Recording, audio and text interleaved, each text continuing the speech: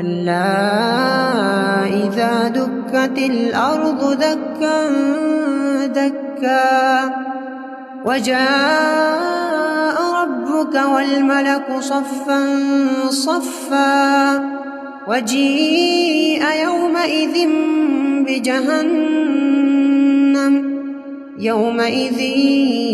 يتذكر الإنسان وأنى له الذكرى يقول يا ليتني قدمت لحياتي فيومئذ لا يعذب عذابه أحد ولا يوثق وثاقه أحد